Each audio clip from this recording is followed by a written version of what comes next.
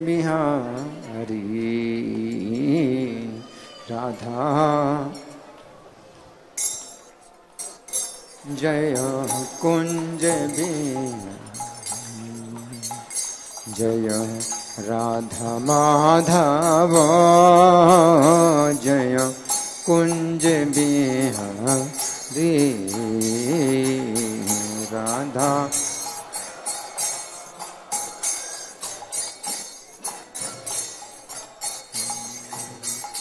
जय गोपी जन वल्लभ जय गिरिवर धारी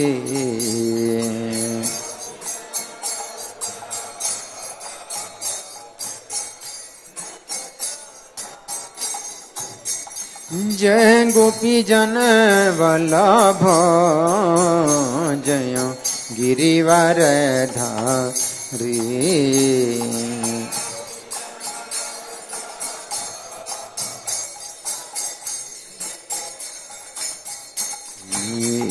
जय यशोदानंदन जय ब्रज जन रंजन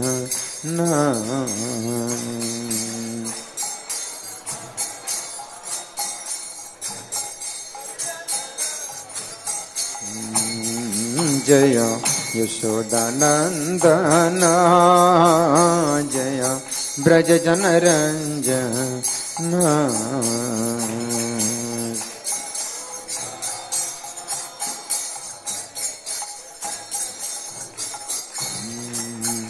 जय यमुना तीरा बनचारी जय कुंज बिहारी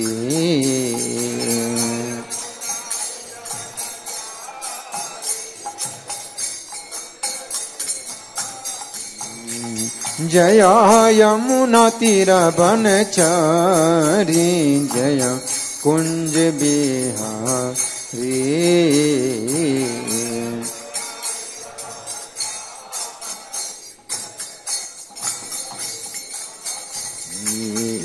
जय राधा माधव जय कुंज बिहारी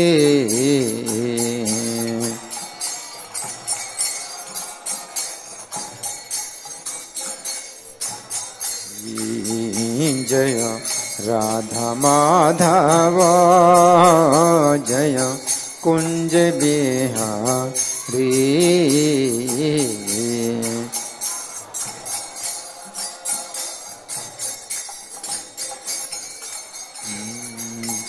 नित्य गौर हरि बोल हरि बोल हरि बोल हरि बोल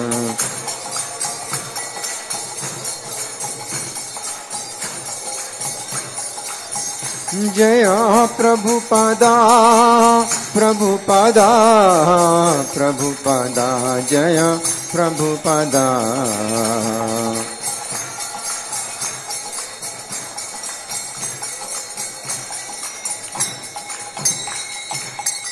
सब लोग प्रणाम करें। जय ओम विष्णुपाद परमहंस परिव्राजकाचार्य अष्टोत्तर श्री श्रीमधेश डिवाइन ग्रेस अभय चरणारविंद भक्ति वेदांत स्वामी श्रील प्रभुपाद की जय। नित्य लीला प्रविष्ट इस्कॉन फाउंडर आचार्य saviour of the whole world Srila Prabhupada की जय। नामाचार्य हरिदास ठाकुर की जय। प्रेम से कहो श्री कृष्ण चैतन्य प्रभु नित्यानंदा श्री अद्वैत गदाधर श्रीवासादि गौर भक्त वृंद की जय। श्री श्री राधा पार्थ सारथी ललिता विशाखा गोप गोपिका श्याम कुंड राधा कुंड गिरि गोवर्धन की जय। श्री श्री गौरताई की जय। श्री श्री सीताराम लक्ष्मण हनुमान की जय। श्री श्री प्रहलाद नृसिंह देव की जय। समवेत भक्त वृंद की जय। अनंत कोटि वैष्णव वृंद की जय। इस्कॉन वर्तमानाचार्य वृंद की जय। श्री वामन देव आविर्भाव तिथि महामहोत्सव की जय। श्रील जीव गोस्वामी तेरे आविर्भाव तिथि महामहोत्सव की जय। गौर Premanandi all glories to assembled devotees, all glories to assembled devotees, all glories to assembled devotees, all glories to Sri Guru and Gauranga। हरे कृष्णा। आज बहुत ही विशेष दिन है। आज क्या है? आज कुछ विशेष दिन है, बहुत पवित्र दिन है। क्या है? हाँ है? वामन देव का आविर्भाव दिवस, वामन द्वादशी। आज वामन देव का आविर्भाव दिवस है।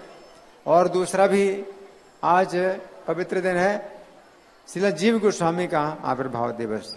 जीव गोस्वामी वृंदावन के 6 गोस्वामियों में से एक हैं। तो जिस दिन 6 गोस्वामियों में से किसी भी एक का आविर्भाव या तिरुभाव आता है तो 6 गोस्वामियों के दर्शन यहाँ दिन भर होते हैं। तो यहाँ आप देख रहे हैं कि 6 गोस्वामियों के दर्शन हो रहे हैं। तो 6 गोस्वामियों में से एक जीव गोस्वामी है, वृंदावन के जो 6 गोस्वामी, इनके नाम भी अगर याद करते हैं तो बहुत सी बाधाएं दूर हो जाएंगी। वंदे रूप सनातनो, एक रूप गोस्वामी, सनातन गोस्वामी। रघु युगो, 2 रघु हैं, रघुनाथ दास गोस्वामी, रघुनाथ भट्ट गोस्वामी। रघु युगो श्री जीव गोपाल को, जीव गोस्वामी, गोपाल भट्ट गोस्वामी। तो 6 गोस्वामियों के नाम एक पंक्ति में इस प्रकार से लिए जाते हैं। वंदे रूप सनातनो रघु युगो श्री जीव गोपाल को। तो आज बहुत पवित्र दिन है। आज उनका जो है 6 गोस्वामियों में से जो सबसे छोटे गोस्वामी है जीव गोस्वामी, और जिनका प्रभाव बहुत बड़ा है। 6 गोस्वामी में सबसे छोटे, लेकिन प्रभाव उनका बहुत बड़ा। उन्होंने जितना साहित्य लिखा है कृष्ण के विषय में, इतना साहित्य लिखा है, 4 लाख श्लोक, 4.5 लाख श्लोक लिखे हैं कृष्ण के साहित्य में।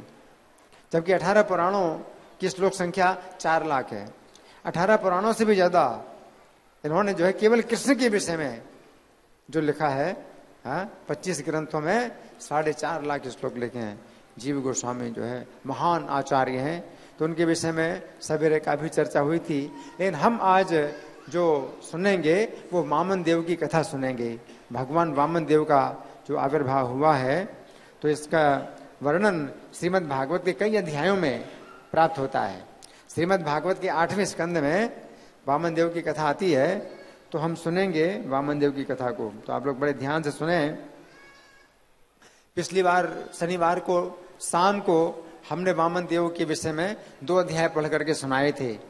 तो उनमें ये बात आई थी कि माता अदिति बड़ी दुखी हैं, क्योंकि उनके पुत्र जो देवता लोग हैं, इंद्र आदि जितने देवता हैं, असुरों ने उनको स्वर्ग से निकाल दिया है। तो अब उनको कोई स्थान नहीं मिल रहा है। तो अदिति जो है माता अपने पुत्रों की दुर्गति देख करके बड़ी दुखी हो रही हैं। तो उनके पति कश्यप जो है उन्हें कहते हैं कि तुम भगवान को प्रसन्न करने के लिए पयोव्रत करो। तो 12 दिन का पयोव्रत अदिति माता को कश्यप मुनि समझाते हैं। तो 12 दिन केवल दूध पीना है, और कई नियम होते हैं जो भगवान को प्रसन्न करने के लिए होते हैं। तो माता अदिति ने जो है ये 12 दिनों का पयोव्रत किया। तो उसके बाद भगवान ने उनको दर्शन दिया। 4 भुजाओं में भगवान प्रकट हुए, और माता अदिति को जो है ये पहला अनुभव हुआ कि भगवान साक्षात आ गए। अगर हमारे सामने, आपके सामने साक्षात भगवान आ जाए तो कैसा लगेगा, है ना? मतलब आश्चर्य, हर्ष, क्या क्या नहीं होगा। तो अदिति माता को जो है आश्चर्य, हर्ष, पुलक, कंपन, ये सब जो है मतलब होने लगे। और भगवान ने जो है उनको कहा कि मैं जानता हूं कि तुम क्या चाहती हो। तुम चाहती हो कि तुम्हारे शत्रुओं का विनाश हो, और तुम्हारे पुत्रों को स्वर्ग का राज्य प्राप्त हो जाए। लेकिन हाँ, तुम्हारे शत्रुओं का विनाश होना मुश्किल है, क्योंकि वो ब्राह्मणों की सेवा में लगे हुए हैं। तो इसलिए उनका विनाश तो नहीं किया जा सकता है। लेकिन हाँ, तुमने मेरी पूजा की है तो वो व्यर्थ नहीं जाएगी। हरे कृष्णा। भरत कपूर जी हैं, इनका स्वागत है। हरि बोल। इनका जन्मदिन है आज। हरि बोल, हरि बोल। तो मैं क्या बता रहा था? भगवान ने कहा, आप लोग ध्यान से नहीं सुन रहे हैं। भगवान ने कहा कि फिर भी तुम्हारा एक काम तो मैं जरूर करूंगा, तुम्हारे पुत्रों को स्वर्ग का राज्य दिलाऊंगा। इन शत्रुओं का विनाश करना इस समय संभव नहीं है। क्यों? क्योंकि वे क्या कर रहे हैं? ब्राह्मणों की सेवा में लगे हुए हैं, तो इसलिए उनका विनाश नहीं हो सकता। तो भगवान फिर जो है कहते हैं कि मैं तुम्हारे पुत्र रूप में जन्म लूंगा और इस रहस्य को सबको नहीं बताना। और कश्यप मुनि को जो है ये रहस्य पता चल गया कि भगवान वामन देव उनके शरीर में आ गए, और वामन देव जो है उनके शरीर में आ गए, कश्यप मुनि के शरीर में आ गए, और उनसे जो है अदिति माता ने गर्भ धारण किया। और गर्भ में जब भगवान आ गए तो ब्रह्मा आदि जितने देवता थे अदिति माता की स्तुति करने के लिए वहां पर आए। उन्होंने जो है अदिति माता की स्तुति की। और उसके बाद फिर जब भगवान ने जन्म लिया तो उस समय फिर जितने ऋषि लोग हैं उन्होंने जन्मदिन मनाया वामन देव का, और देवताओं ने अदिति माता के घर में ही फूलों की वर्षा की। आकाश से अदिति माता के घर में ही फूलों की वर्षा की। इतना फूल बरसाया कि पूरा घर ही ढक गया। हरि बोल, हरि बोल। इसके बाद फिर ये वर्णन आया है कि वामन देव को जो है अलग अलग जो ऋषि हैं, देवता हैं, देवियां हैं, उपहार देने के लिए आते हैं, है ना। तो उपहार भी भिक्षा, किसी ने भक्षा पात्र दिया, किसी ने मृग चर्म दिया, किसी ने मूंज की मेखला प्रदान की, किसी ने कमंडलू दिया, किसी ने दंड दिया। इस प्रकार से वर्णन आया कि वामन देव को कई प्रकार के उपहार प्राप्त हुए। इसके बाद फिर वर्णन आया कि वामन देव ने सुना कि महाराज बलि यज्ञ कर रहे हैं। तो बलि के यज्ञ में जब वामन देव आए तो उनको देख करके, दूर से देख करके जो यज्ञ में ब्राह्मण बैठे थे वो तर्क वितर्क करने लगे कि क्या मतलब आश्चर्य है, इतना प्रकाश कहां से आ रहा है। और निकट आते जा रहे हैं वामन देव, तो प्रकाश दिखाई दे रहा है, इतना प्रकाश, और निकट आ रहा है। क्या कौन है, कौन हो सकते हैं? सूर्यदेव हो सकते हैं क्या? तो इस तरह से तर्क वितर्क करते हैं, और वामन देव जो है आ गए। जब आ गए बलि की सभा में तो बलि ने जो है फिर उनका बहुत स्वागत किया, और ब्राह्मण मान करके कि ब्राह्मण एक बालक के रूप में आया है तो मैं तुम्हें क्या दूं। तो बलि महाराज की बड़ी इच्छा, बहुत प्रेम उमड़ रहा है कि मैं क्या दूं तुम्हें, तो मैं एक गांव दे दूं, बहुत बढ़िया घर दे दूं, बहुत बढ़िया ब्राह्मण कन्या से विवाह कर दूं, या क्या दूं। तो इस तरह से वामन देव से जो है बलि महाराज ने प्रश्न किया। अब आगे जो है ये जो कथा है वो मैं भागवत से पढ़ करके सुनाऊंगा कि सुखदेव गोस्वामी सुना रहे हैं ये कथा। किसको सुना रहे हैं? राजा परीक्षित को। राजा परीक्षित को सुना रहे हैं। सुखदेव गोस्वामी कहते हैं कि जब भगवान वामन देव ने बलि महाराज को इस प्रकार बोलते हुए सुना तो वे मांगने के ही लिए आए थे। वामन देव तो मांगने के ही लिए आए थे, और बलि महाराज जो है इतने उत्सुक हो रहे हैं देने के लिए, तो वामन देव के लिए बड़ा अच्छा मौका है। तो वामन देव ने जो है बहुत प्रसन्न हुए और बलि की प्रशंसा करने लगे। वामन देव जो है बलि की प्रशंसा कर रहे हैं। क्यों प्रशंसा कर रहे हैं? कि तुम दान देना चाहते हो, ये बहुत अच्छा गुण है तुम्हारा, है ना। तो जिसको दान लेना है तो उसको प्रशंसा करनी चाहिए ना इस बात की कि भाई तुम अगर देने की तुम्हारी इच्छा है तो ये तो बहुत अच्छी बात है और बड़ा ये गुण है, प्रशंसा की बात है ये। तो वामन देव बोले हे राजन, तुम सचमुच महान हो, क्योंकि तुम्हें सलाह देने वाले जो ब्राह्मण हैं ये बड़े अच्छे कुलीन और भृगुवंशी ब्राह्मण है। तुम्हारा अगर ऐसा चरित्र है तो इसका मतलब तुम्हारे ब्राह्मणों का ही ये गुण है, उन्होंने तुम्हें इतना अच्छा सिखाया, तुम बहुत अच्छे सीखे हो, तुम्हारे जो ब्राह्मण हैं बहुत अच्छे तुम्हारे जो है शिक्षक हैं, जिन्होंने तुम्हें सिखाया है, और तुम्हारे शिक्षक तुम्हारे बाबा प्रहलाद महाराज भी हैं। बहुत तुमने उनसे भी शिक्षा प्राप्त की है। तुम्हारे बाबा हैं, बाबा मतलब पिता के पिता है ना, पितामह। तुम्हारे पितामह कौन है? प्रहलाद महाराज है। तो उनसे भी तुमने बहुत शिक्षा प्राप्त की है। प्रहलाद के पुत्र विरोचन, विरोचन के पुत्र बलि।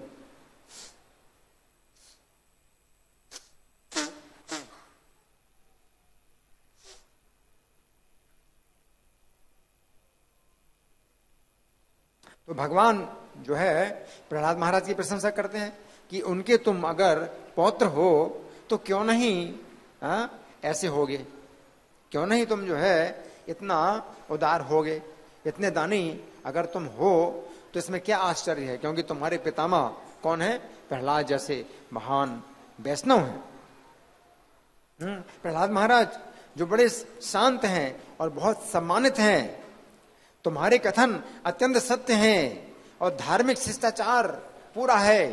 तुम्हारी बात में धर्म का शिष्टाचार पूरा है और तुम्हारे वंश के आचरण इसी प्रकार के हैं। तुम्हारे वंश में सभी इसी प्रकार के हुए हैं। तो ये तरीका होता है, किसी से दान लेना है तो ये तरीका होता है। तुम्हारे पूरा वंश ही ऐसा है, भगवान वामदेव कह रहे हैं। और तुम जो है अपने वंश का यश बढ़ा रहे हो।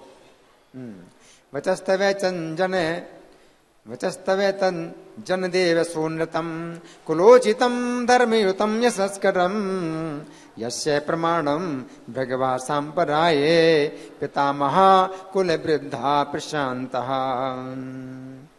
हाँ बिल्कुल सही है। तुम्हारे वंश में सभी तो ऐसे ही हैं, सभी तुम्हारे वंश में इसी प्रकार के हुए हैं।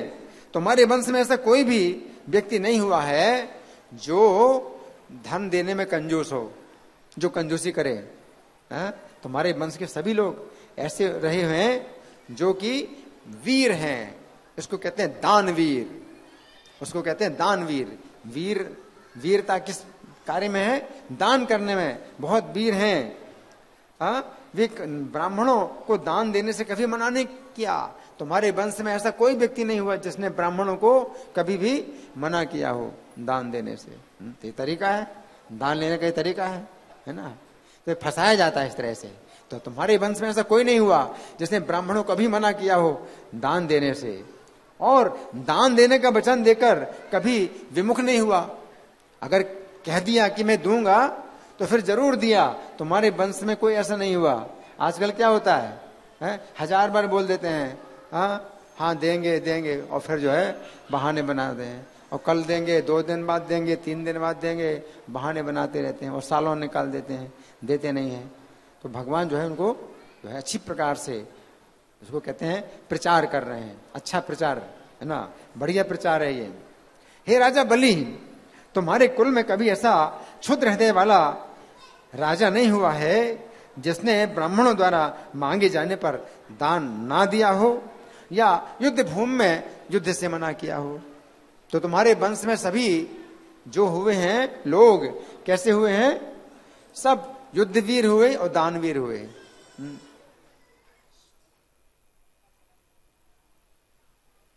ये कितने लोग उठ के जा रहे हैं? जिनको जाना है तो शांति से चले जाइए और बिल्कुल शांत रहें, कोई छोड़ ना करें। तो तुम्हारे वंश में कोई ऐसा नहीं हुआ जिसने युद्ध में अपनी वीरता ना दिखाई हो या दान देने में वीरता ना दिखाई दी हो। तो 2 प्रकार की वीरता तुम्हारे वंश में हमेशा रही है। युद्ध में भी वीर, कभी पीछे नहीं हटे, और दान देने में वीर, कभी पीछे नहीं हटे।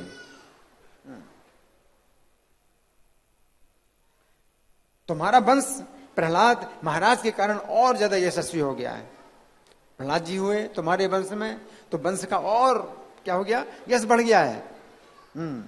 क्योंकि आकाश में चंद्रमा के समान, जैसे चंद्रमा पूरे आकाश को क्या करता है? प्रकाशमान कर देता है, आकाश का अंधकार दूर कर देता है। तो तुम्हारे वंश को जो है और ज्यादा प्रकाशित कर दिया है। किसने? प्रहलाद महाराज ने। न संति तीर्थे युधि चार्थि नार्थिताम परांग मुखाये तो मनस्विनो नृपे युष्मत को ले यशसा मलेन प्रहराद भाति यथोडुपाखे। तुम्हारे वंश में हिरण्याक्ष एक बहुत बड़े क्या हुए हैं, युद्धवीर योद्धा हुए हैं। हालांकि भगवान ही मारा है, इन्होंने ही तो मारा हिरण्याक्ष को, लेकिन अभी तो प्रशंसा कर रहे हैं, क्योंकि प्रशंसा करने का जब समय होता है तो प्रशंसा ही करना चाहिए। तो हिरण्याक्ष तो बड़ा दुष्ट था, लेकिन अभी तो प्रशंसा कर रहे हैं, तो प्रशंसा करने का समय है। तुम्हारे वंश में हिरण्याक्ष जैसे वीर योद्धा हुए, अकेले सब दिशाओं को जीत लिया, अकेले, बिना सेना के, बिना रथ, कोई रथ नहीं था, कोई सेना नहीं था, कोई सहायक नहीं था, एक गदा, केवल एक आयुध था गदा भी, और कई अस्त्र शस्त्र नहीं थे, अकेली गदा लेकर के ही पूरी पृथ्वी को जीत लिया। हिरण्याक्ष तुम्हारे वंश में हुए, ऐसे वंश हुए कि उनको जो है कोई प्रतिद्वंदी ही नहीं मिला, बराबरी का कोई मिला नहीं। वो ढूंढ रहे थे बराबरी का कोई मिल जाए मुझे, तो उनके बराबरी का कोई मिला ही नहीं, कोई योद्धा नहीं मिला। यतो जातो हिरण्याक्ष चरण्ये के इमाम महीम पृथ्वीरम दिग्विजय नाविंदते गदा युधा। तो फिर पृथ्वी का उद्धार करते समय भगवान विष्णु ने हिरण्याक्ष को जो है जब युद्ध किया तो बड़ी कठिनाई से विजय पाई। तो हिरण्याक्ष की प्रशंसा कर रहे हैं। तो भगवान ने तो एक तमाचे में ही मार दिया था हिरण्याक्ष को, लेकिन अभी तो प्रशंसा करने का समय है? तो क्या कह रहे हैं भगवान कि विष्णु जी ने हिरण्याक्ष पर विजय पाई थी, लेकिन उनको भी नाकों चने चबाने पड़े, उनको भी जो है बड़ी कठिनाई हुई, और उनको लगा कि आज मैं ही परास्त हुआ हूं। हालांकि परास्त तो हिरण्याक्ष को कर दिया उन्होंने, लेकिन उन्होंने अपने को ही परास्त समझा कि इतना वीर उनको कभी मिला ही नहीं जीवन में। तो उन्होंने जो है मतलब अपने को ही पराजित माना। हालांकि पराजित किया हिरण्याक्ष को, अपने को ही पराजित माना। तो ये प्रशंसा हिरण्याक्ष की कर रहे हैं। यम विनिर्जत्य कृच्छ्रेण विष्णु श्रमोद्धार आगतम आत्मानम जैनम मेरे तद्वीर्यम भूर्यनुस्मरन्। हिरण्याक्ष का वध करने के बाद भी हिरण्याक्ष के पराक्रम को बार बार याद करते रहे विष्णु। वीरता को याद करते, हिरण्याक्ष की कितनी वीरता थी, कितना पराक्रम था, उसी को याद करते रहे विष्णु भी। बड़ी मुश्किल से विजय पाई थी। और जब अपने भाई के वध का समाचार सुना हिरण्यकशिपु ने, वो बहुत वीर था, बहुत बड़ा योद्धा था, जब अपने भाई के वध का समाचार सुना तो अपने भाई के हत्यारे का वध करने के लिए भगवान के धाम तक चला गया। वो उसकी इतनी शक्ति थी कि विष्णु के धाम तक आ गया। अब खुद तो हैं विष्णु, लेकिन अपने को अभी तो ब्राह्मण के रूप में दिखा रहे हैं कि भाई तो विष्णु के धाम में आ गया। निशम्य तन्वधम भ्राता हिरण्यकशिपु पुरा हंतुम भ्रातृहणम क्रुद्धो जगा में निलयम हरे। तो अपने भाई के हत्यारे का वध करने के लिए हरि के लोक में भी पहुंच गया वो। तो फिर क्या हुआ, हिरण्यकशिपु को हाथ में त्रिशूल लेकर के आते देख करके साक्षात काल की भांति आगे था। तो विष्णु जो है अब चिंता करने लगे। हिरण्यकशिपु की कितनी प्रशंसा हो रही है, कितनी प्रशंसा कर रहे हैं। अब हरि चिंता करने लगे, चिंतित हो गए, हरि चिंतित हो गए। क्या? तमायांतम समालोक्य, तमायांतम समालोक्य शूलपाणिम कृतांतवं चिंतयामास कालज्ञो विष्णुर्माया विनाम्बरः। तो विष्णु तो मायावियों में श्रेष्ठ हैं। तो विष्णु की अपनी शक्ति तो है नहीं, वो तो माया के द्वारा ही वो अपना काम करते हैं। तो विष्णु जो है अब बड़ी चिंता में पड़ गए कि अब इससे कैसे मैं अपनी रक्षा करूं। तो चिंतयामा से कालज्ञ हो, तो वो समय का जो है अच्छा उनको विचार रहता है। विष्णु जी को अपने समय का बड़ा विचार रहता है, तो विचार किया उन्होंने, समय का विचार किया। तो क्या हुआ कि मैं जहां जहां भी जाऊंगा वहां वहां ये मृत्यु की तरह मेरे पीछे पड़ा रहेगा। अब मैं अपनी रक्षा कैसे करूं? हैं? तो विष्णु जी जो है अब चिंतित हो गए कि इससे मेरी रक्षा कैसे होगी, और मैं जहां जहां जाऊंगा ये मौत की तरह मेरे पीछे पड़ा रहेगा। तो क्या करूं? मैं इसके हृदय में ही प्रवेश कर जाता हूं। मैं इसके हृदय में ही प्रवेश कर जाता हूं, तो इसकी नजर जो है अपने हृदय में पड़ेगी नहीं, क्योंकि बाहर इसकी दृष्टि हमेशा बाहर रहती है, तो हृदय में तो कभी ध्यान करेगा नहीं है। तो मैं जो है सुरक्षित हो जाऊंगा। तो भगवान जो है हिरण्यकशिपु की प्रशंसा कर रहे हैं कि भगवान उसके हृदय में छिप गए। यतो यतो हम तत्रासो मृत्यु प्राण भृता में वै अतो हमस्य हृदयम प्रवेक्ष्यामि परागदृशः। तो मेरे लिए सबसे अच्छी सुरक्षा का जो उपाय है वो यही है, इसकी हृदय के अंदर घुस जाऊं। इससे अच्छा जो है छिपने का स्थान और कोई नहीं है। और ये अपने हृदय में कभी देखेगा नहीं, ये तो बाहर की बाहर। हिरण्यकशिपु का मतलब है सोना और सैया। तो सोना धन संपत्ति और सैया स्त्री, तो धन संपत्ति और स्त्री को ही ढूंढता है हमेशा। तो ये हृदय में तो मुझे ढूंढेगा नहीं, तो मेरे लिए अच्छा उपाय है कि हृदय के अंदर में इसके छिप जाऊं, और तो मेरी रक्षा हो जाएगी। तो हिरण्यकशिपु की कितनी प्रशंसा कर रहे हैं भगवान। तो इस निर्णय के बाद भगवान अपने पीछे तेजी से दौड़ते अपने शत्रु हिरण्यकशिपु के शरीर में प्रवेश कर गए, और हिरण्यकशिपु कल्पना भी नहीं कर सकता था।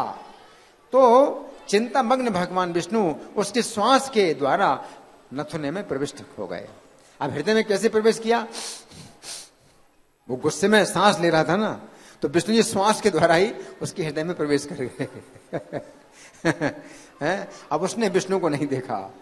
एवं से निश्चित रिपो शरीरम आधावतो निर्विशे सुरेंद्र श्वासा नीलांतरहित सूक्ष्म देह तत्प्राण रंध्रेण विविघ्न चेता। अब हिरण्यकशिपु ने जब देखा कि विष्णु नहीं है, तो उसने क्या सोचा? भगवान विष्णु के निवास स्थान को खाली देखा उसने।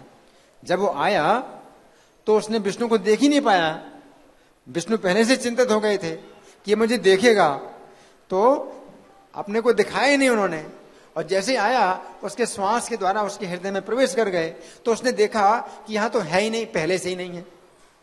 उसको पता नहीं चला कि विष्णु अभी अभी उसके श्वास के द्वारा हृदय में प्रवेश कर गए हैं। तो उसने आकर के देखा तो बोला यहां तो है ही नहीं, पहले से विष्णु ही नहीं है। तो क्या सोचा? स्थान शून्य है, शून्य पड़ा है स्थान।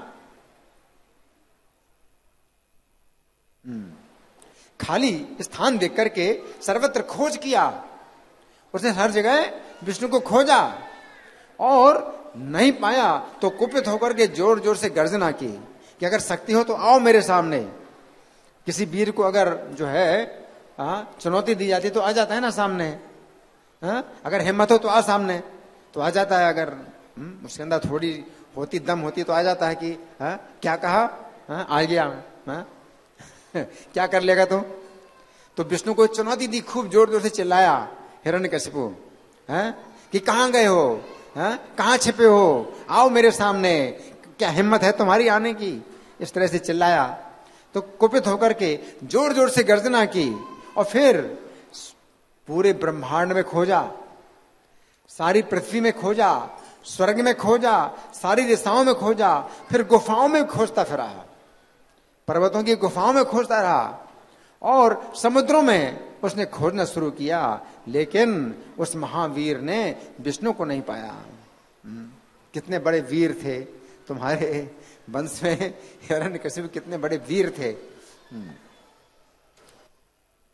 सतन्निकेतम परिमृश्य शून्यम अपश्यमाना कुपितो ननाद समाम द्याम दिशाखम विवरान समुद्रान विष्णु विचिन्वन्ना ददर्श वीरहा। तो फिर अपने मन में कहा उसने, अब किससे बोलेगा, अपने ही से बोलेगा, अपने ही से बोला उसने। जब कहीं नहीं मिला, विष्णु कहीं नहीं मिले, तो अपने मन में ही उसने कहा मैंने सारा ब्रह्मांड छान मारा, अपने भाई के हत्यारे विष्णु को मैं कहीं नहीं पा सका, अतः वो अवश्य ही ऐसे स्थान में चला गया जहां से कोई लौट नहीं सकता है। तो भगवान का स्थान तो वो बैकुंठ है ही है, जहां जाकर के कोई लौटता नहीं है। लेकिन वो अपने मन में विचार कर रहा है कि विष्णु ऐसे स्थान में चला गया जहां से कोई लौट के नहीं आता है। असुर लोग सोचते हैं मृत्यु, कि भाई मर गए तो फिर लौट करके नहीं आएंगे। असुरों का इतना ही ज्ञान रहता है कि मर गया तो फिर अब लौट के नहीं आएगा, तो विष्णु मर गए। लेकिन उसने जो कहा वो है तो भगवान विष्णु के ही लिए, कि उनके धाम में जो जाता है वो वापस नहीं आता। यद गत्वाना निवर्तन्ते तद्धाम परमम मम। ये उसकी उसकी बुद्धि तो इतनी ही है कि विष्णु ऐसे स्थान में चले गए कि जहां से अब लौट करके अब आएंगे ही नहीं, तो मेरे शत्रु हमेशा के लिए अब वो गायब हो गए, मतलब खत्म, शत्रु खत्म, शत्रुता भी खत्म। तो हिरण्यकशिपु सोचता है अपश्यन्निति होवाच मयान्विष्टम इदम जगन भ्रातृहा में गतो नूनम यतो न वर्तते पुमान। मेरे भाई का हत्यारा ऐसे स्थान में चला गया कि अब दोबारा वापस आ ही नहीं सकता। अच्छा, इस तरह से अब उसने जो है हिरण्यकशिपु का क्रोध उसकी मृत्यु तक बना रहा। जब तक कि वो मारा नहीं गया भगवान के द्वारा, तब तक उसका क्रोध बना ही रहा। अंत में तो मारा गया, नरसिंह भगवान के यहां तो मारा गया, लेकिन क्रोध उसका भगवान के ऊपर बना रहा। तो ये भी प्रशंसा की बात होती है। वीर जो है मतलब गुस्से में जो है युद्ध करता रहे और मारा जाता है, तो ये उसका जो है ये गुण माना जाता है वीर का। तो भगवान हिरण्यकशिपु का गुणगान कर रहे हैं कि मृत्यु पर्यंत उसका भगवान के प्रति क्रोध बना रहा। वैरानुबंध एतावान अमृत्यु हृदय नाम अज्ञान प्रभो मन्युर अहम मानो पे बृंहिता। तो हिरण्याक्ष का गुणगान किया, फिर हिरण्यकशिपु का गुणगान किया, क्योंकि यहीं से तो वंश शुरू हुआ। आदि दैत्य यही है, दैत्यों का वंश शुरू हुआ है। हिरण्याक्ष और हिरण्यकशिपु सबसे पहले दैत्य हैं, दिति के पुत्र। फिर बाद में जितने भी उनके वंश में सब दैत्य कहलाए, लेकिन सबसे पहले दैत्य यानी दिति के पुत्र कौन है? हिरण्याक्ष हिरण्यकशिपु। उसके बाद भी दिति के वंश में जितने हैं दैत्य कहलाए। लेकिन अब हिरण्याक्ष हिरण्यकशिपु का गुणगान करने के बाद फिर प्रहलाद का गुणगान शुरू किया। हिरण्यकशिपु के पुत्र प्रहलाद हैं। तुम्हारे पिता विरोचन जो महाराज प्रहलाद के पुत्र थे। अच्छा, विरोचन का गुणगान करे। प्रहलाद जी का तो पहले कर ही दिया, प्रहलाद जी का तो कर दिया। तुम्हारे वंश प्रहलाद तो ऐसे है कि पूरे वंश को जो है ऐसे ही मतलब ज्योतिर्मय कर रहे हैं, जैसे चंद्रमा आकाश को प्रकाशित करे। तो प्रहलाद का गुणगान कर ही दिया था। तो हिरण्याक्ष हिरण्यकशिपु के बाद अब किसका गुणगान कर रहे हैं? प्रहलाद के पुत्र का। प्रहलाद के पुत्र और बलि के पिता कौन है? विरोचन। तुम्हारे पिता विरोचन जो प्रहलाद के पुत्र थे, ब्राह्मणों के प्रति बहुत स्नेह रखते थे और ब्राह्मणों का वेश धारण करके देवता आए तो ब्राह्मणों के वेश में आए तो भी उन्होंने इतना सम्मान किया कि भाई ब्राह्मण के वेश में आए हो तो हमारे शत्रु हो तो भी हम तुम्हें जो है देंगे, दान देंगे, कि ब्राह्मण के वेश में आए हो। तो उनका भी कितना बड़ा मतलब गुण था कि ब्राह्मण के वेश में आए शत्रु भी तो भी उसको जो है फिर मना नहीं करेंगे लेने के लिए। तो देवतागण ब्राह्मण के वेश में आए किंतु उनके मांगने पर उन्होंने अपने आयु दे दी, अपनी आयु दे दी। ठीक है, मेरी आयु, आपकी आयु। उन्होंने आयु मांगी कि अपनी आयु हमें दे दो, तो अपनी आयु दे दी उन्होंने, है ना। तो कितना बड़ा जो है उनका गुण है, कितना बड़ा दान है। तो बहुत बड़े दानवीर। प्रताप प्रहलाद पुत्रस्ते तद्विदाम द्विज वत्सलः समायुर्द्विज लिंगेभ्यो देवेभ्यो दात्सयाचितः। और उसी प्रकार तुम भी हो। अब किसका नंबर है? तुम्हारा। उसी प्रकार तुम भी हो, तुम भी हो। इसी प्रकार तुमने भी गृहस्थ ब्राह्मणों और पूर्वजों और महान कार्यों के लिए महापुरुषों के सिद्धांत का पालन किया है। भवानाचरितान् धर्मान् आस्थितो गृह में दिवे ब्राह्मण पूर्वजय सूरैर अन्यश्चोद्दाम कीर्ति भी। हे दैत्यराज, ऐसे कुलीन और मुक्त हस्त दान देने वाले आपसे मैं कुछ दान मांगता हूं। आप मुक्त हस्त दान देने वाले मतलब खुले हाथ से दान देते, मतलब ऐसे नहीं कुछ चीज पकड़े फिर सोचे दूं या ना दूं, फिर देते फिर नहीं देना है, देना है नहीं देना, ये नहीं है। आप कैसे हैं? खुले हाथ से दान देने वाले, कोई चीज आगे हाथ में दे डालते हो, आप ऐसे दान देने वाले। आपसे मैं अपने पैर की माप की केवल 3 पग भूमि की याचना करता हूं। अब इतना तो प्रसन्न किया और मांगा कितना? थोड़ा सा 3 पग भूमि की। तस्मात् तत्तो महिमीशन वृणेहम वरदर सभा पदानि त्रीणि दैत्रेन्द्र सम्मितानि पदा मम। आप जगत के ईश्वर हैं, आप जगत के ईश्वर हैं। जगत के ईश्वर तो भगवान है, लेकिन प्रशंसा कर रहे हैं आप जगत के ईश्वर हैं। ऐसे जगत के ईश्वर से मैं जितनी चाहूं उतनी भूमि ले सकता हूं, परंतु जो विद्वान ब्राह्मण होता है वो अपनी आवश्यकता से ज्यादा दान नहीं लेता। तो मेरी जितनी आवश्यकता मैं उतना ही लूंगा, जबकि आप तो देने वाले कितना है, आप कितना दे सकते हैं? नान्यत्ते कामये राजन वदान्या जगदीश्वराम न प्राप्नोति वै विद्वान यावद अर्थ है प्रतिग्रह। क्योंकि जो ब्राह्मण विद्वान होता है वो अपना जितना आवश्यकता होती है उतना ही मांगता है। अब ये नहीं सोचता कि भाई ये कितना देंगे तो मैं उतना ले लूं। तो ब्राह्मण लोभ नहीं करता, जो विद्वान है वो लोभी नहीं होता है। ब्राह्मण लोभी होता है, फिर विद्वान नहीं होता है। लोभ से उसका ज्ञान नष्ट हो जाता है। तो मैं जो है जो कि विद्वान हूं तो मुझे लोभ नहीं करना चाहिए। आप तो देने वाले कितना है, आप कितना दे देंगे? आपका तो कोई सीमा ही नहीं कितना दान दे सकते हैं। और इससे क्या होगा कि वो ब्राह्मण जो है बंधन में नहीं बंधता है, नहीं तो संकट में फंस जाएगा। अगर आवश्यकता से ज्यादा दान लेगा तो उसको बंधना पड़ेगा। तो इसलिए मैं ऐसा ब्राह्मण हूं कि मैं जो है आवश्यकता से ज्यादा नहीं मांगता।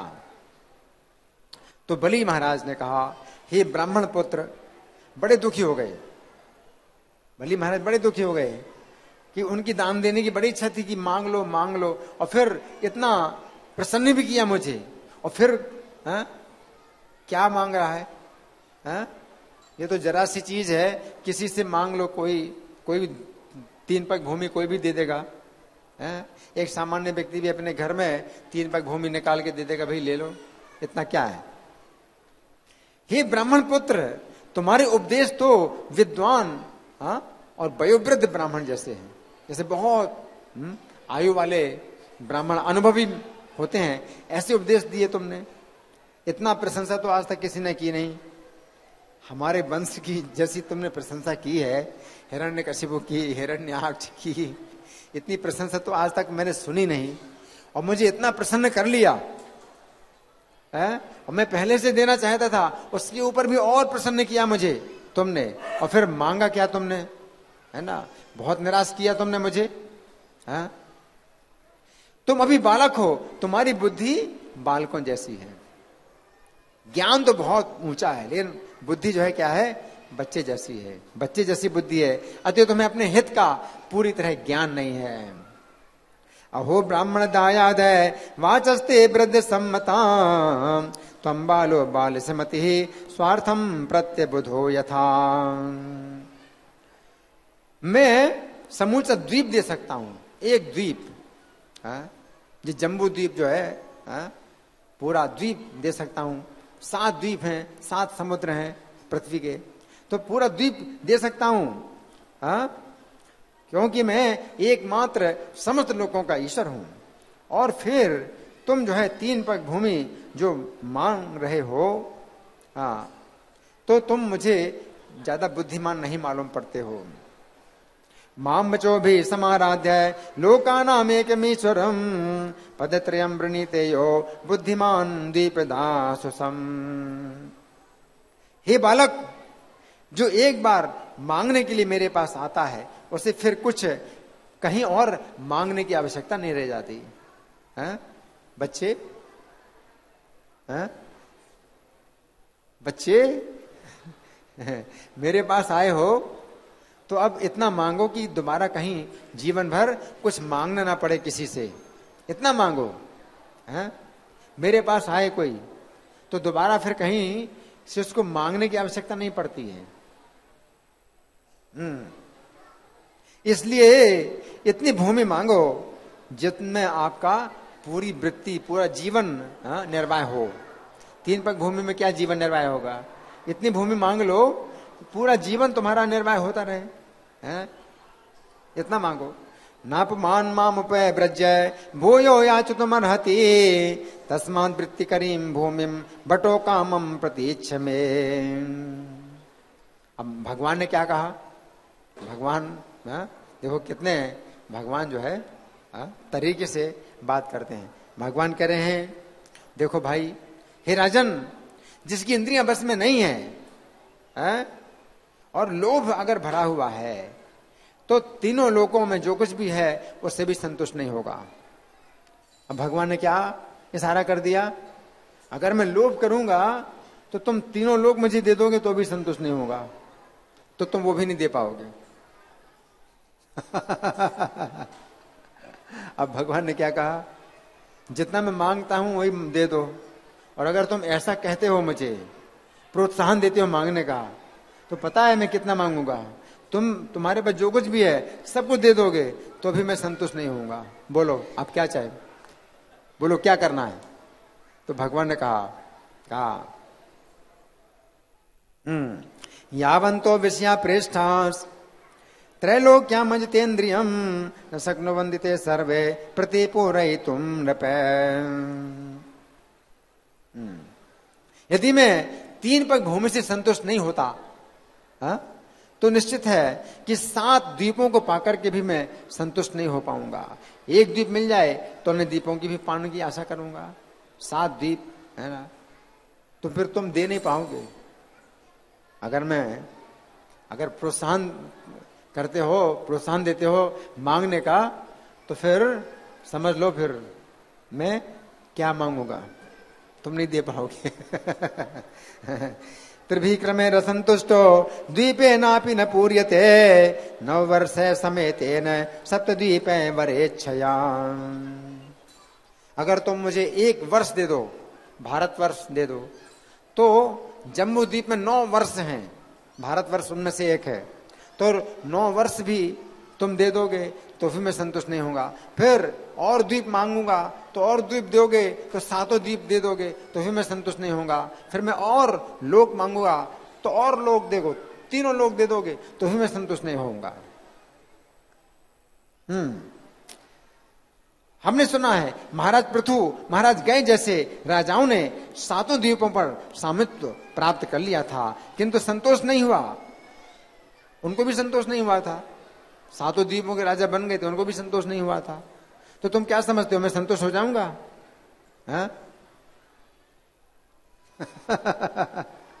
इसलिए भगवान क्या कह रहे हैं, मुझे लोभी मत बनाओ।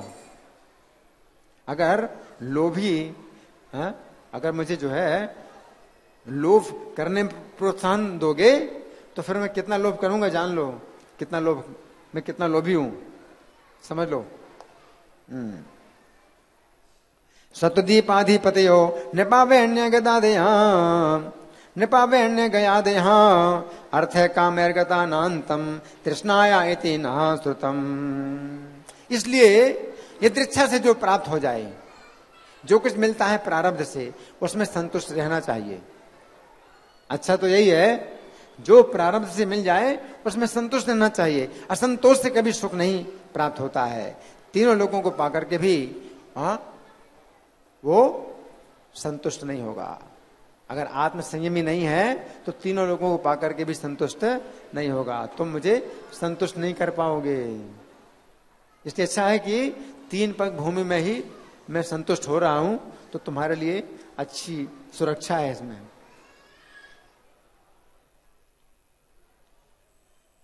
यदृच्छोपन्नेन संतुष्टो वर्तते सुखम ना संतुष्ट त्रिभिर्लोकैर अजितात्मोपसादित। कामना की पूर्ति अधिक पाने की इच्छा में असंतोष उत्पन्न होता है। बारंबार जन्म मरण से पूर्ण भौतिक जीवन का यही कारण है। किंतु प्रारब्ध से जो कुछ प्राप्त होता है उसी से संतुष्ट रहने वाला मनुष्य भौतिक जगत से मुक्ति पाने के योग्य होता है। पुंसोयम संस्कृतेर हेतुर असंतोषोर्थ कामयो यदृच्छोपन्नेन संतोषो मुक्तये स्मृतः। यदृच्छा से जो प्राप्त हो जाए उसमें संतुष्ट हो तो ब्राह्मण का तेज बढ़ता है। अगर स्वतः प्राप्त हो जाए उसी में संतुष्ट रहे तो ब्राह्मण का तेज बढ़ता है। किंतु असंतुष्ट ब्राह्मण का तेज उसी प्रकार घटता जाता है जैसे पानी डालने से आग बुझ जाती है। असंतोष क्या है? पानी की तरह है। और ब्राह्मण का तेज अग्नि की तरह है। आग में पानी डाल दो तो ब्राह्मण का तेज खत्म हो जाता है असंतोष से।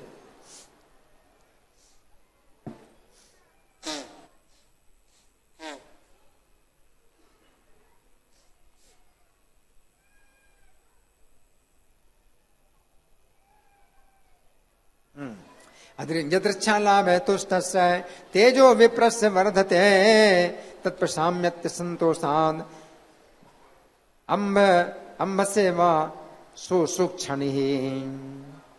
इसलिए दानियों में सर्वश्रेष्ठ आपसे मैं केवल 3 पग भूमि मांग रहा हूं। इस दान से मैं बहुत प्रसन्न हो जाऊंगा। क्योंकि सुखी होने की विधि यही है कि जो नितांत आवश्यक हो उसे पाकर के पूर्ण संतुष्ट हुआ जाए। प्रसन्न होने की विधि यही है कि जो बहुत आवश्यकता है उसको पाकर के संतुष्ट हो जाए।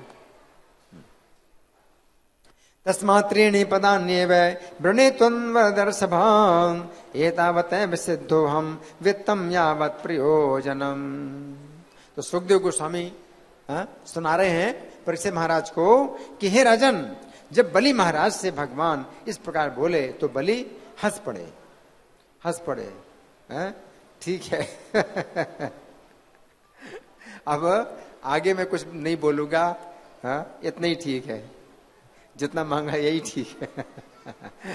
बलि समझ गए, हंसने लगे। बोले चलो अच्छा हुआ आपने संकेत कर दिया मुझे। तो ठीक है, हंस पड़े। बोले बहुत अच्छा, अब जो इच्छा हो वही प्राप्त करो। वामन देव को उचित भूमि देने के अपने वचन का संकल्प करने के लिए अपना जल पात्र उठाया। इत्युक्तः स हसन्ना है वांछाता प्रतिगृह्यताम वामनाय महीम दातुम जग्राहे जल भाजनम। अब विष्णु के प्रयोजन को जानने वालों में श्रेष्ठ शुक्राचार्य समझते कि बहुत चालाक, ये वामन देव जो है बहुत चालाकी से बात कर रहे हैं और बलि हमारा यजमान समझ नहीं पा रहा है, कि कितने संकट में ये फंस जाएगा। तो शुक्राचार्य जो है बोले और वामन देव से ही बोले, नहीं वामन देव के सामने ही बलि को बोल रहे हैं। और पूरा जैसे कहते हैं ना खुलासा कर दिया, मतलब भंडाफोड़ पूरा कर दिया। क्या बोले? विष्णुमे क्षमाम प्रदास्यंतम उष्णा असुरेश्वरम जानन चिकीर्षितम विष्णु शिष्यम प्राहे विदाम्बरा। गुरु का काम है अपने शिष्य की रक्षा करे। तो विष्णु के जो है प्रयोजन को जान करके उन्होंने बताया, कहा कि हे राजन, ये वामन रूपधारी ब्रह्मचारी साक्षात भगवान विष्णु है। ये साक्षात भगवान विष्णु है। कश्यप मुनि को अपने पिता अदिति को माता स्वीकार करके देवताओं का हित साधने के लिए ये प्रकट हुए हैं। तुम समझे नहीं चक्कर क्या है? अदिति माता के पुत्रों को तुमने स्वर्ग से निकाल दिया है, तो उन देवताओं का कष्ट दूर करने के लिए अदिति ने प्रार्थना की। कश्यप मुनि ने व्रत बताया, उससे अदिति ने जो है इनको जन्म दिया है। तो तुमको पता नहीं है कि देवताओं का कार्य करने के ही लिए ये पैदा हुए हैं। ये भगवान जो है देवताओं के कार्य के चक्कर में है। ये तुम्हारा जो है वो तुम्हें चक्कर में डाल रहे हैं, फंसा रहे हैं। ऐसे में रोचने साक्षात भगवान विष्णुरव्यया कश्यपादादितेर जातो देवानाम कार्य साधक। तुम्हारा काम बिगाड़ने के लिए और देवताओं का काम बनाने के लिए, इनका एक ही काम है, असुरों का काम बिगाड़ना और देवताओं का काम बनाना है। केवल एक ही काम है इनका। और तुमने वचन दिया तो तुमको पता नहीं तुम कितने घातक स्थिति में फंस गए हो, तुम बहुत बड़े संकट में फंस गए हो। तो मुझे ठीक नहीं लगता है, क्योंकि असुरों के लिए बहुत बड़ा संकट आने वाला है, बहुत बड़ा संकट आ जाएगा। प्रतिश्रुतम तो ये तस्मय यदनर्थम अजानता न साधु मन्ये दैत्यानाम महानुपय गतो नयः। ये ऊपर से तो दिखा रहे हैं कि ये ब्रह्मचारी हैं। इन्होंने माया से ब्रह्मचारी का रूप धारण किया हुआ है और तुम्हारी सारी भूमि, संपत्ति, सौंदर्य, शक्ति, यश, विद्या सब कुछ ले लेंगे। ये सब कुछ ले लेंगे। एसते स्थानम ऐश्वर्यम श्रियम तेजो यशाश्रुतम दास्यत्याच्छिद्य सक्राय माया मानव को हरि। और इंद्र को दे देंगे, इंद्र को देना है। ये कोई इनका जो है आवश्यकता नहीं है इनकी। ये बातें बना रहे हैं कि मेरी आवश्यकता है 3 पग भूमि, बस ज्यादा नहीं, ये थोड़ी सी आवश्यकता है। ये कुछ चक्कर नहीं है इनका, अपना कुछ भी काम नहीं है। ये तो जो है देने के इंद्र को दे देंगे सब कुछ और तुमसे लेकर के इंद्र को दे देंगे।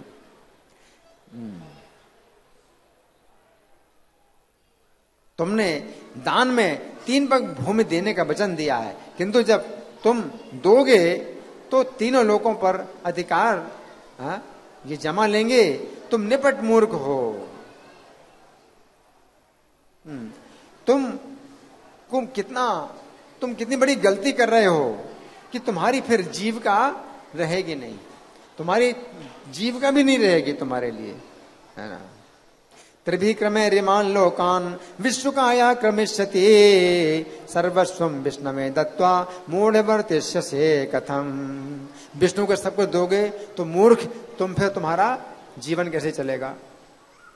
लेकिन अगर गहराई से देखा जाए, अगर भगवान को सब कुछ दे दिया तो पता क्या होता है, भगवान अपना सब कुछ देते हैं तो कितना बड़ा फायदा है।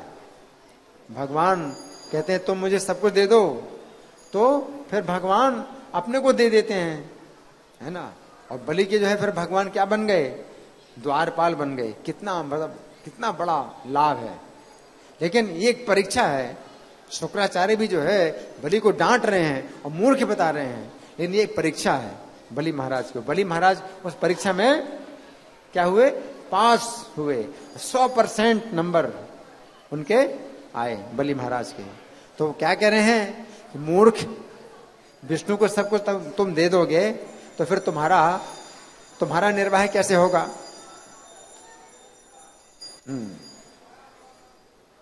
एक पग से तो तीनों लोगों को घेर लेंगे, दूसरा पग भरेंगे। एक पग से ये पृथ्वी नाप लेंगे और दूसरे से स्वर्ग नाप लेंगे और अपने शरीर से आकाश को नाप लेंगे। तो तीसरा जो पैर है, तीसरा कदम तुम वो भी नहीं कर पाओगे, तीसरा कदम भी तुम नहीं दे पाओगे।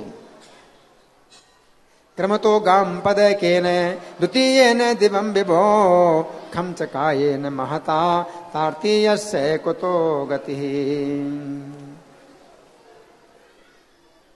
अध्याय में पूरा कर देता हूं। तुम निश्चित रूप से अपना वचन पूरा नहीं कर पाओगे, तो इससे अच्छा है कि अभी मना कर दो, क्योंकि ऐसे में भी तुम्हारा सत्य हो नहीं पाएगा।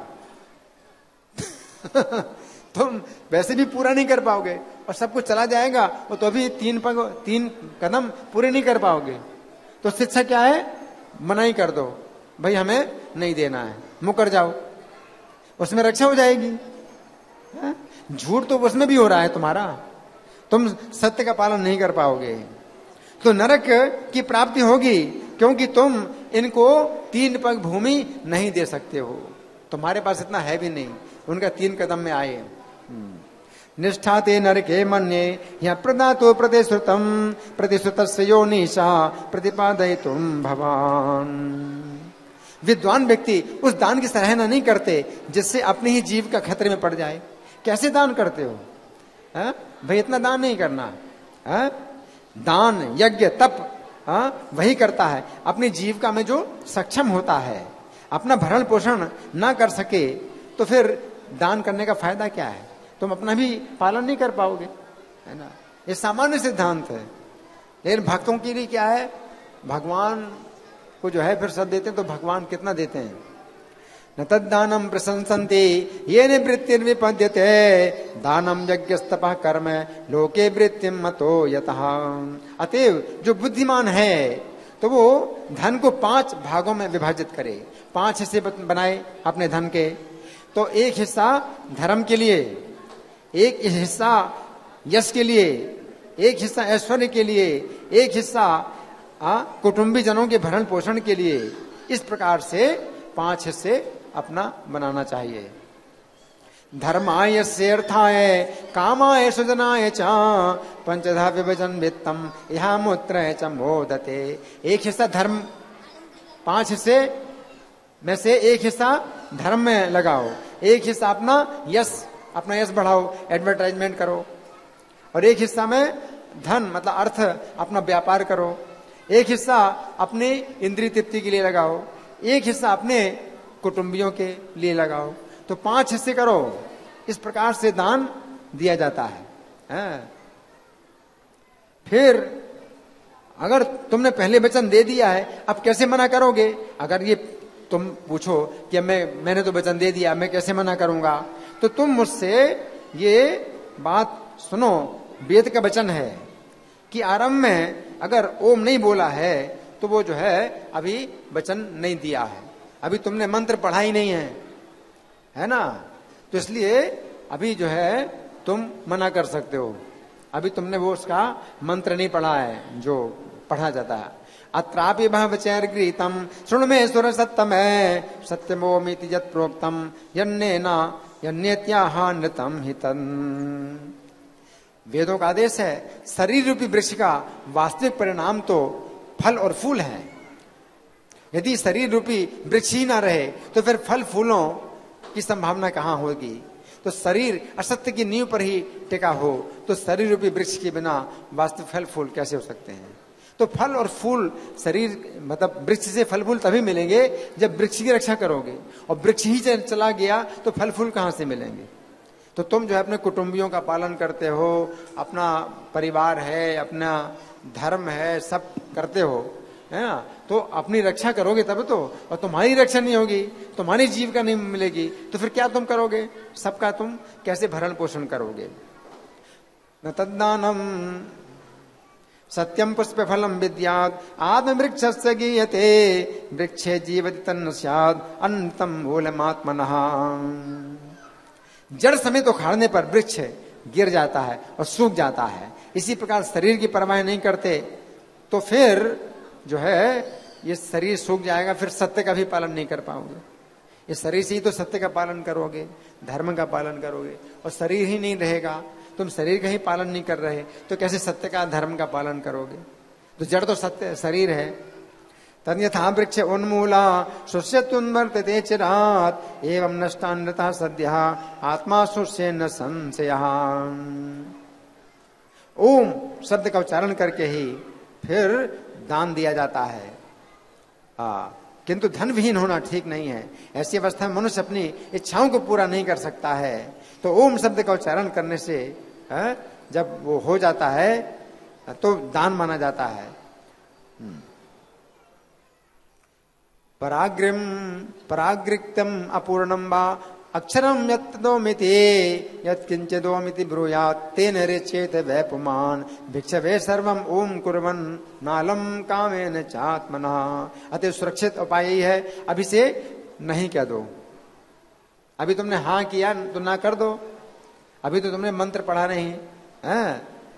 यद्यपि असत्य है किंतु इससे अपनी रक्षा होती है, तो दूसरों की सहानुभूति भी मिलेगी, अन्यों से धन एकत्र करने में पूरी सुविधा मिलती है। यदि कोई सदा यही कहे कि मेरे पास कुछ नहीं है, उसकी निंदा होती है, क्योंकि वो जीवित रह करके मृत है। हाँ, अथैतन पूर्णमध्यात्मम यच्च नित्य नृतम वचः सर्वम नित्य नृतम ब्रूयात् सदुष्कीर्ति सुसन्मृतः। तो हमेशा मना नहीं किया जाता कि भाई हमारे पास कुछ नहीं, हमेशा ये नहीं कहा जाता, लेकिन कहीं आवश्यकता पड़ जाए तो फिर जो है मना करना जरूरी है अपनी रक्षा के लिए। स्त्रीषु नर्म विवाहे चा वृत्त्यर्थे प्राण संकटे गो ब्राह्मणार्थे हिंसायाम नानृतम स्याजुगुप्सितम। देखो 7 स्थानों में झूठ बोलने में कोई दोष नहीं होता है। कहाँ स्त्रियों के साथ कुछ अगर वादा किया मिलने जुलने का तो उसमें कोई दोष नहीं है, अगर नहीं आए नहीं पहुंचे तो कोई दोष नहीं है। मजाक हंसी मजाक में भी झूठ बोला जाता है, वो भी झूठ चल जाता है हंसी मजाक में। विवाह में भी झूठ बोला जाता है, नहीं तो विवाह नहीं होगा, संबंध नहीं पक्का होगा, तो झूठ बोला जाता है। अपनी वृत्ति के लिए भी, अपनी जीविका के लिए भी व्यापारी कहता है भैया मैं आपसे मुनाफा नहीं ले रहा हूं, मैं आप बिना मुनाफा के दे रहा हूं, तो चलता है झूठ। प्राण संकटे, अगर प्राण संकट में पड़ जाए तो भी झूठ बोलने से, अगर प्राणों की रक्षा हो तो भी झूठ बोल सकते हो। गो ब्राह्मणार्थे, गाय की रक्षा के लिए, ब्राह्मण की रक्षा के लिए झूठ बोलने में कोई दोष नहीं है। हिंसायाम, और कहीं हिंसा हो रही है तो 7 स्थानों में झूठ बोलने में कोई दोष नहीं है। शुक्राचार्य ने ये बात कही। तो इस प्रकार से ये अध्याय पूरा हुआ है। शुक्राचार्य ने इतना बलि को समझाया। तो बलि की परीक्षा थी।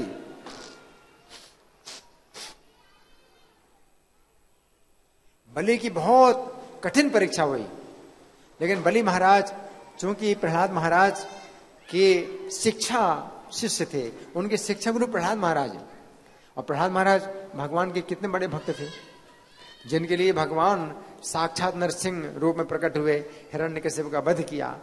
तो वो प्रहलाद महाराज चूंकि इनके शिक्षा गुरु और पितामह हैं, इसलिए बलि महाराज जो है इतने पक्के थे कि अपने गुरु शुक्राचार्य की बात को भी जो है उन्होंने नहीं माना, और शुक्राचार्य ने उनको शाप भी दे दिया। गुस्सा भी हो गए कि तुम मेरी बात नहीं मानता है, मैं तुम्हें शाप देता हूं। सब कुछ हो गया, लेकिन उन्होंने जो है वामन देव को दिया, और जब दिया तो ऐसा लगा कि जैसे सब दे दिया, बहुत बड़ा संकट आ गया। लेकिन फिर उनको क्या मिला? सुतल लोक मिला।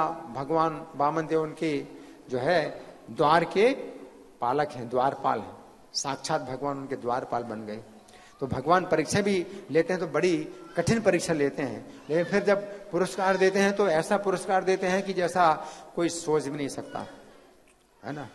तो ये है भक्ति में जो है आप धीरे धीरे आगे बढ़ते हैं, कठिनाइयां आती हैं और परीक्षाएं भी होती हैं, लेकिन परीक्षा में ये है कि अगर आपने जो है कभी संकट उठाया भगवान के लिए, चलो देखा जाएगा, भगवान को प्रसन्न करना है। तो इस संकट में जो है बड़ा संकट दिखाई पड़ता है, लेकिन फिर होता क्या है, बहुत बड़ा इसमें लाभ होता है, बहुत बहुत बड़ा सुख प्राप्त होता है, भगवान की प्रसन्नता प्राप्त होती है। तो बलि महाराज की जो है ये कथा बड़ी सुनने लायक है, बहुत शिक्षाप्रद है और बड़ी प्रेरणाप्रद है। श्री वामन देव कथा महामहोत्सव की, श्रील प्रभुपाद की।